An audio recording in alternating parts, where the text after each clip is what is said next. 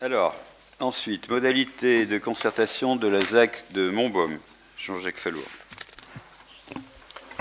Donc la commune de Beaufort-en-Anjou a engagé une réflexion sur le site de Montbaume, situé sur le territoire de la commune de Beaufort-en-Vallée, dans le cadre de sa politique d'aménagement urbain. Elle envisage d'y développer un quartier à dominante d'habitat à proximité directe du centre-bourg, du collège de la rue de la Tannerie et de la zone d'aménagement concerté de la Poissonnière.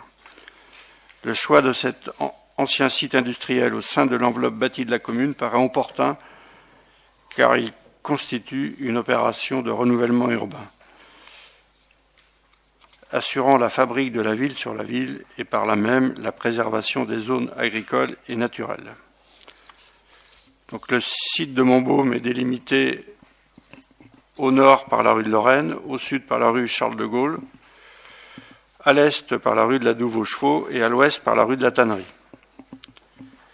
Donc, les terrains situés dans le secteur de Montbaume étant destinés à une urbanisation future à court et moyen terme, à vocation d'habitat, zonage en zone 1 AUB du plus de Beaufort, il nous faut engager dès à présent la réflexion sur le programme et le parti d'aménagement de cet ancien site industriel. Donc, pour créer une opération d'aménagement dans le cadre d'une procédure de ZAC, zone d'aménagement concerté, et donc dans le cadre de cette procédure et conformément aux dispositions des articles L103.2 et L103.4 du Code de l'urbanisme, il convient dès lors d'engager la concertation associant pendant toute la durée de l'élaboration du projet les habitants, les associations locales et les autres personnes concernées sur la base de plusieurs objectifs. Donc, les objectifs majeurs de reconversion du site de Montbaume, ce serait de développer un quartier d'habitat dans le respect des principes du développement durable, proposant des typologies de logements diversifiés pour répondre à la multiplicité des besoins des ménages au sein d'un projet global, cohérent et maîtrisé. D'assurer un aménagement harmonieux et cohérent de la commune en tenant compte de l'urbanisation existante ou en cours, notamment avec la ZAC de la Poissonnière. Assurer un aménagement économe de la commune en privilégiant le renouvellement urbain, permettant ainsi de protéger les zones agricoles et naturelles. Donc, je vous rappelle qu'au terme de l'article L103.3 du Code de l'urbanisme, les modalités de la concertation sont librement définies par l'organe délibérant de la collectivité. Il vous est proposé les modalités suivantes: l'organisation d'une ou plusieurs réunions publiques afin de présenter, expliquer et échanger sur le périmètre opérationnel, prévisionnel, le programme envisagé, les enjeux du site et les aménagements, à une date et un lieu qui seront communiqués ultérieurement par voie de presse, la tenue de 2 permanences à des dates et lieux qui seront communiqués ultérieurement par voie de presse, et la mise à disposition en mairie jusqu'à la date de clôture de la concertation d'un registre destiné à recevoir les observations du public. Donc, c'est ce qui vous est proposé d'approuver ce soir, notamment par rapport aux objectifs poursuivis par le projet d'aménagement, et d'engager la concertation préalable à ce projet d'aménagement selon les modalités préalablement définies.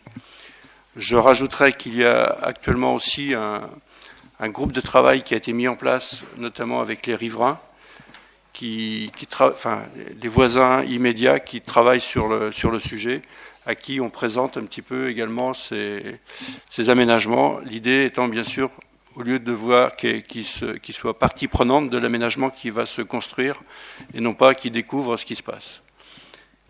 Voilà. Mais ça ne fait pas partie de la concertation officielle, c'est à côté, mais ça contribue aussi à la compréhension du projet. C'est le petit groupe dont a parlé l'article dans le journal. Ok. Et participe également à ces ateliers, puisque ce sont des ateliers. Il y en a encore un demain après-midi et puis un autre la semaine prochaine. Et le collège est associé également la semaine dernière, le principal du collège était présent. Et c'est vrai que cette réflexion engagée avec les urbanistes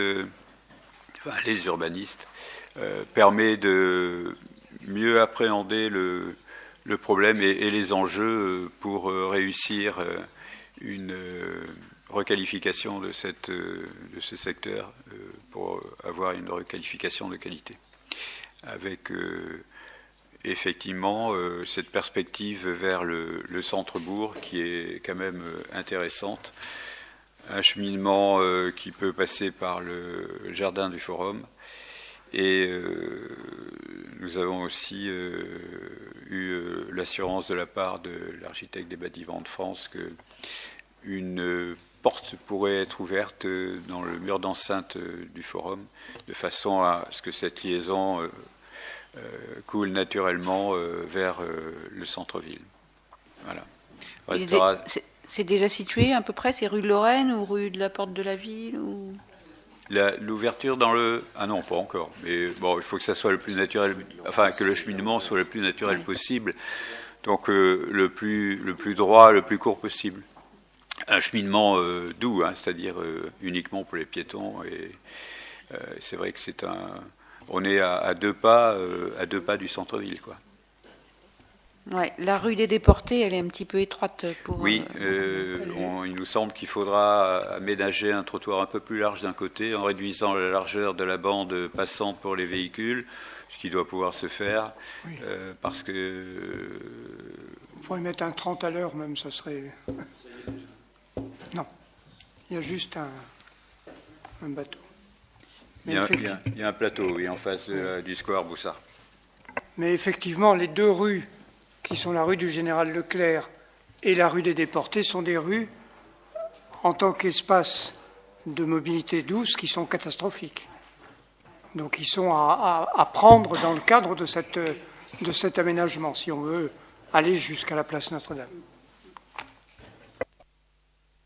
On est bien d'accord que la rue du Général Leclerc n'est pas une rue très facile, surtout à partir de la place Paul Letellier, où il y a une légère courbe et les maisons sont vraiment au ras. Il n'y a plus de trottoir, quoi, pratiquement, notamment du côté gauche en allant de la place Tarin vers la rue de l'Hôpital. Et ouais. Alors, bon, moi j'y passe assez fréquemment parce que je me rends de temps en temps à l'hôpital pour des raisons administratives, mais apparemment les gens ne roulent pas trop vite. C'est très étroit, donc ça limite un petit peu naturellement la vitesse, quoi. Mais c'est vrai que elle est un peu compliquée. Voilà, en tout cas, effectivement, c'est quelque chose qui doit faire partie de la réflexion générale. Mais c'est vrai que le fait de pouvoir emprunter par une voie douce le jardin du Forum et sortir de ce jardin par une ouverture en face sur la rue des Déportés, c'est quand même une bonne nouvelle, quoi. Et c'est vrai qu'à pied, en marchant normalement, en 5 minutes, on est place Notre-Dame, voire place Jeanne de Laval. J'avais une question parce que dans les objectifs, on ne parle pas du tout que cette zone pourrait accueillir des équipements collectifs. On en avait parlé, que ça pouvait... on avait parlé par exemple de la maison familiale, l'agrandissement du collège ou un lycée. Et là, on parle que d'habitat. Donc je voulais savoir ce qu'il en était.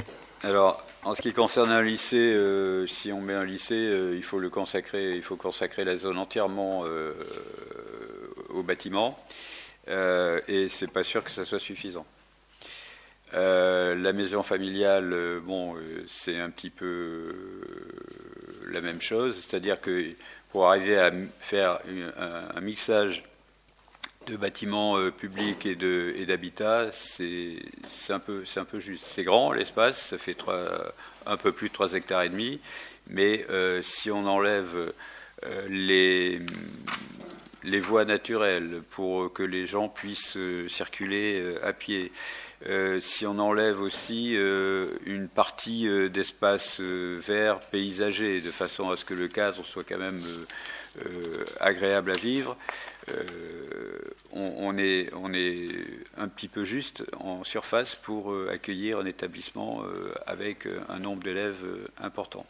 Alors c'est vrai qu'on a pensé aussi au collège, qui pour l'instant est un petit peu à l'étroit et a été amené déjà à rajouter des préfabriqués.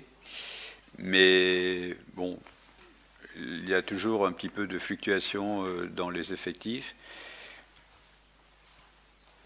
La réflexion n'est pas du tout terminée. Elle s'engage simplement avec de la concertation avec les riverains pour recueillir un petit peu des suggestions, des idées. Pour l'instant, rien n'est fermé. En tout cas, rien n'est décidé, rien n'est bloqué, tout est ouvert. Si, pour rajouter, quand on développe un quartier d'habitat, il n'est pas interdit d'avoir des équipements publics à l'intérieur de ce quartier d'habitat. Et ça fait partie des orientations qui ont été retenues depuis le départ et qui resteront. Enfin, le zonage le permet. Mais peut-être on a peut-être rétréci un petit peu mais il peut y avoir des équipements publics à l'intérieur. Mais on pourrait envisager une maison de quartier ou un centre d'animation sociale ou... Oui, un équipement public, oui. Ça a toujours, comme l'a signalé Jean-Jacques Fallour, ça a toujours été le postulat de base. C'est pas interdit. Ça n'est pas...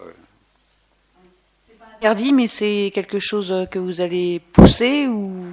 Non, pour l'instant, on n'a rien poussé. On est en train de... à travers les ateliers qui se déroulent, les urbanistes sont en train de nous apprendre, en quelque sorte, de nous faire découvrir les façons, il y a différentes façons d'aménager un site, en tenant compte de tout un tas de facteurs, l'orientation, l'ombre portée, la hauteur des bâtiments, etc., etc. Donc la façon de les disposer sur le terrain, de façon aussi que ça soit agréable à vivre pour tout le monde, sans qu'il y ait de vis-à-vis gênant. Bon, voilà, ça c'est un petit peu le b.a.-ba des architectes qu'ils font découvrir aux personnes qui assistent, qui participent à ces ateliers. Mais c'est quand même... Je termine. Ce sont les grands principes de base. Après, on va entrer un peu plus dans le vif du sujet et il faudra effectivement qu'on détermine et qu'on se détermine sur un certain nombre de choses. Mais c'est quand même la commune qui va insuffler un sens politique à proprement parler d'un endroit comme ça. Les architectes, ils vont dire on met des maisons, etc. Mais si nous, on pousse pour des bâtiments à usage public souhaités, ce sera peut-être...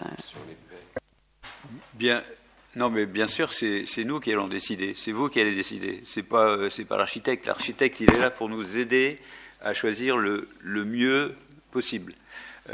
Après, si on lui dit qu'on veut tel équipement, qu'on veut de l'habitat de telle façon, des espaces publics, paysagers, etc., bon, ils ont des équipes spécialisées pour ce faire, et ils vont également, au final, ils suivront notre décision.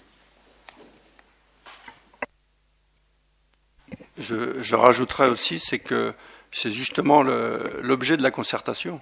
C'est lors de la concertation, si tout le monde vient nous voir en disant c'est absolument ça qu'il nous faut dans cette zone-là, pourquoi pas, ça sera des décisions. Mais ce qu'il faut savoir, c'est que après, c'est des sujets qu'on abordera plus tard, je pense, enfin, rapidement même, c'est toute question d'équilibre budgétaire. C'est-à-dire, à partir du moment où on va mettre dans une opération des équipements publics, il ne faut pas imaginer qu'on va équilibrer. Donc, ce sera un choix politique, tout à fait, de la collectivité, de mettre ou pas un équipement public à l'intérieur.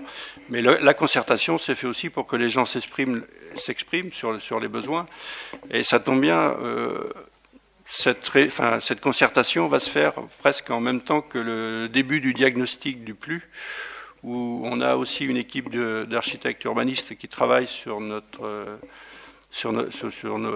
commune et qui vont, justement, ils veulent pas, enfin on avait une réunion cet après-midi, Madame Lamarre était présente, ils veulent s'imprégner, ils veulent avoir leur idée à eux, sans regarder notre plus, voir notre état, notre bilan, voir ce qui nous manque, et voilà, et en fonction de ça, ça nous permettra, ça va nous donner des pistes pour l'aménagement de cette zone. Mais c'est clair qu'aujourd'hui, elle est quand même majoritairement à vocation d'habitat.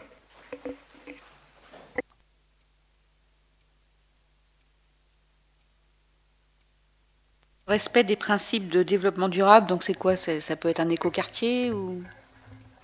Oui, ça a été évoqué en atelier, effectivement. En plus, j'ai évoqué tout à l'heure l'orientation de l'habitat par rapport au soleil, évidemment, par rapport au nord, par rapport au sud. Bon, on va pas développer là-dessus, mais vous êtes bien au courant. Donc, effectivement, toutes les constructions devront satisfaire à un certain nombre de critères de façon à obtenir les maisons les plus, enfin l'habitat le plus passif possible. C'est aussi dans la forme, il y a l'habitat, la consommation d'énergie, mais c'est aussi le traitement des eaux de pluie, c'est aussi, parce que bon, le mot écoquartier, ça a été mis un petit peu à toutes les sauces. Et dans les éco-quartiers d'origine, il n'y a pas de voiture, on a des pistes cyclables et les parkings sont à l'extérieur. Bon, est-ce qu'à Beaufort-en-Anjou, on est prêt à franchir le pas quand on sait que sur Angers, ça n'existe pas encore, quoi. Il y a quelques opérations pilotes au niveau de la région, mais au départ, c'est des éco-quartiers, parce que bon, je peux en parler parce que j'en ai connu, et ça finit en quartier d'habitat.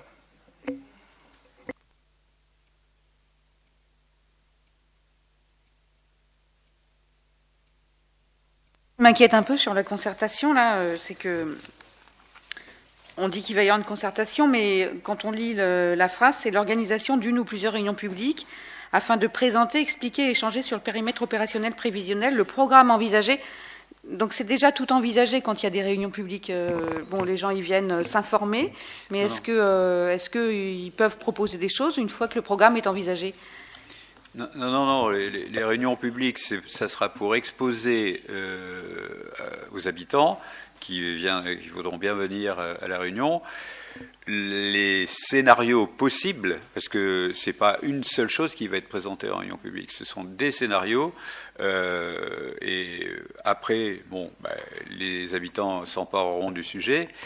On aura bien évidemment leur retour, et puis nous aussi, il faudra qu'on s'empare du sujet et qu'on y réfléchisse et qu'on décide, in fine, ce que l'on va faire. Et comme l'a fait remarquer Jean-Jacques Fallour, il y a aussi effectivement un aspect financier pour lequel il faudra trouver un équilibre aussi. Mais les réunions publiques aux réunions publiques ne vont pas être amenées à un projet déjà ficelé. Pour l'instant, rien n'est avancé.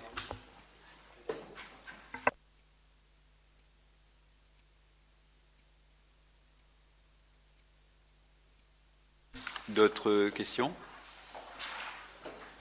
Non, pas de questions.